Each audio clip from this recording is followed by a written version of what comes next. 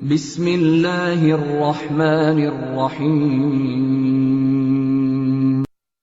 شروع نام سے اللہ کے جو بڑا مہربان نہایت رحم کرنے والا ہے۔ جن لوگوں نے کفر کیا اور لوگوں کو راہ خدا سے روکا، خدا نے ان کے اعمال کو برباد کر دیا، اور جن لوگوں نے ایمان اختیار کیا اور نیک اعمال کیے اور جو کچھ محمد صلی اللہ علیہ وآلہ وسلم پر نازل کیا گیا ہے اور پروردگار کی طرف سے برحق بھی ہے، اس پر ایمان لے آئے تو خدا نے ان کی برائیوں کو دور کر دیا اور ان کے حالات کی اصلاح کر دی۔ یہ اس لیے کہ کفار نے باطل کا اتباع کیا ہے اور صاحبان ایمان نے اپنے پروردگار کی طرف سے آنے والے حق کا اتباع کیا ہے، اور خدا اسی طرح لوگوں کے لیے مثالیں بیان کرتا ہے۔ بس جب کفار سے مقابلہ کرو تو ان کی گردنیں اڑا دو، یہاں تک کہ جب زخموں سے چور ہو جائیں تو ان کی مشکیں باندھ لو، پھر اس کے بعد چاہے احسان کر کے چھوڑ دیا جائے یا فدیہ لے لیا جائے، یہاں تک کہ جنگ اپنے ہتھیار رکھ دے۔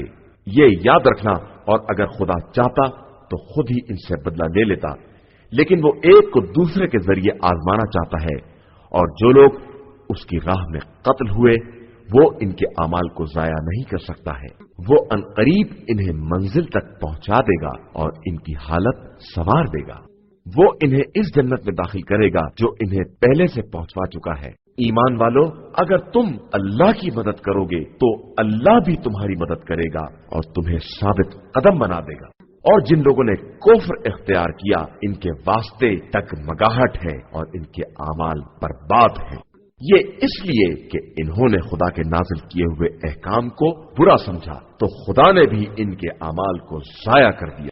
تو کیا ان لوگوں نے زمین میں سیر نہیں کی ہے کہ دیکھتے کہ ان سے پہلے والوں کا کیا انجام ہوا ہے؟ بے شک اللہ نے انہیں تباہ و برباد کر دیا ہے، اور کفار کے لیے بالکل ایسی ہی سزا مقرر ہے۔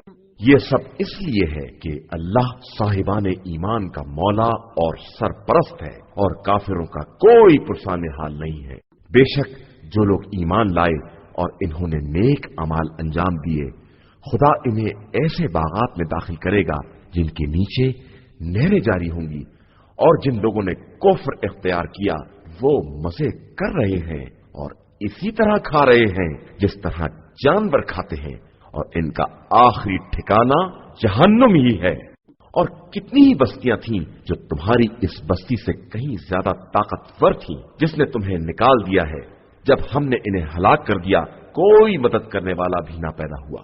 تو کیا جس کے پاس پروردگار کی طرف سے کھلی ہوئی دلیل موجود ہے وہ اس کے مثل ہو سکتا ہے، جس کے لیے اس کے بدترین اعمال سنوار دیے گئے ہیں، اور پھر ان لوگوں نے اپنی خواہشات کا اتباع کر لیا ہے۔ اس جنت کی صفت جس کا صاحبان تقویٰ سے وعدہ کیا گیا ہے یہ ہے کہ اس میں ایسے پانی کی نہریں ہیں جس میں کسی طرح کی بو نہیں ہے، اور کچھ نہریں دودھ کی بھی ہیں جن کا مزہ بدلتا ہی نہیں ہے، اور کچھ نہریں شراب کی بھی ہیں جن میں پینے والوں کے لیے لذت ہے، اور کچھ نہریں صاف و شفاف شہد کی ہیں، اور ان کے لیے ہر طرح کے میوے بھی ہیں، اور پروردگار کی طرف سے مغفرت بھی ہے۔ تو کیا یہ متقی افراد ان کے جیسے ہو سکتے ہیں جو ہمیشہ جہنم میں رہنے والے ہیں، اور جنہیں گرما گرم پانی پلایا جائے گا جس سے آنتیں ٹکڑے ٹکڑے ہو جائیں گی؟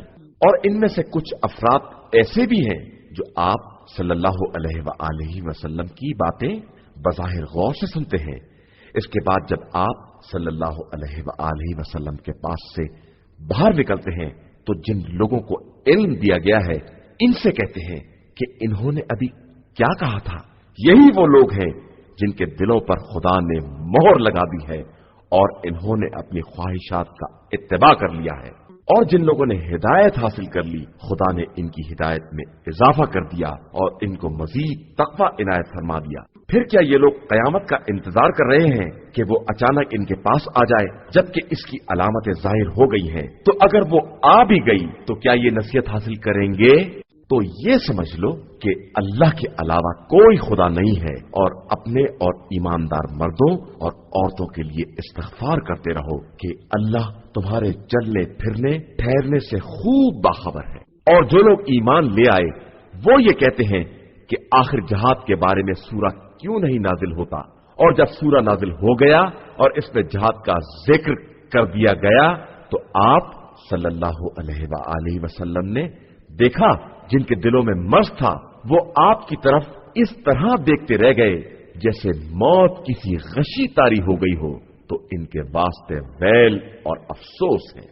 ان کے حق میں بہترین بات اطاعت اور نیک گفتگو ہے۔ پھر جب جنگ کا معاملہ طے ہو جائے تو اگر خدا سے اپنے کیے وعدے پر قائم رہیں تو ان کے حق میں بہت بہتر ہے۔ تو کیا تم سے کچھ بعید ہے کہ تم صاحب اقتدار بن جاؤ تو زمین میں فساد برپا کرو اور قرابت داروں سے قطع تعلقات کر لو؟ یہی وہ لوگ ہیں جن پر خدا نے لعنت کی ہے اور ان کے کانوں کو بہرا کر دیا ہے اور ان کی آنکھوں کو اندھا بنا دیا ہے۔ تو کیا یہ لوگ قرآن میں ذرا بھی غور نہیں کرتے ہیں یا ان کے دلوں پر قفل پڑے ہوئے ہیں؟ بے شک جو لوگ ہدایت کے واضح ہو جانے کے بعد الٹے پاؤں پلٹ گئے، شیطان نے ان کی خواہشات کو آراستہ کر دیا ہے اور انہیں خوب ڈھیل دے دی ہے۔ یہ اس لیے کہ ان لوگوں نے خدا کی نازل کی ہوئی باتوں کو ناپسند کرنے والوں سے یہ کہا کہ ہم بعض مسائل میں تمہاری ہی اطاعت کریں گے، اور اللہ ان کی راز کی باتوں سے خوب باخبر ہے۔ پھر اس وقت کیا ہوگا جب ملائکہ انہیں دنیا سے اٹھائیں گے اور ان کے چہروں اور پشت پر مسلسل مارتے جائیں گے؟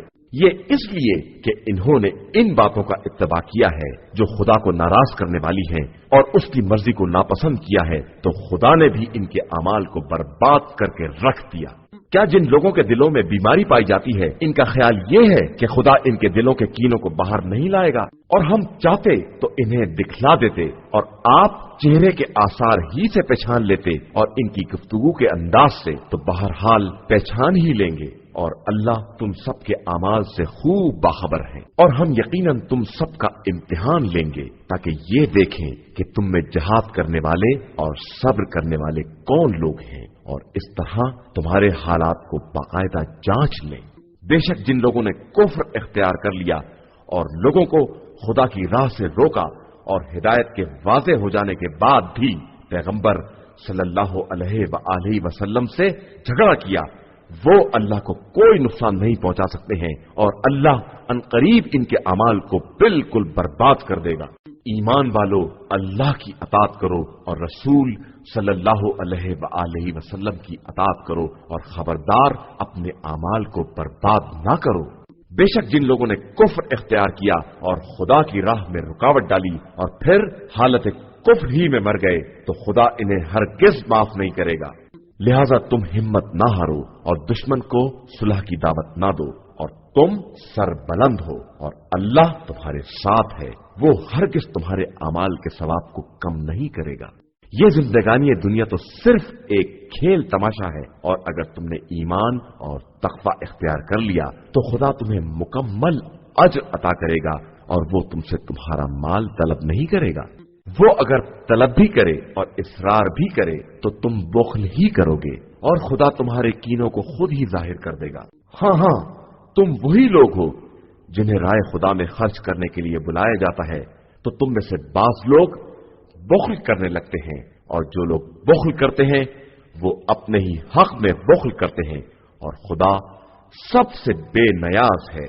تم ہی سب اس کے فقیر اور محتاج ہو، اور اگر تم منہ پھیر لوگے تو وہ تمہارے بدلے دوسری قوم کو لے آئے گا جو اس کے بعد تم جیسے نہ ہوں گے۔ صدق اللہ العلی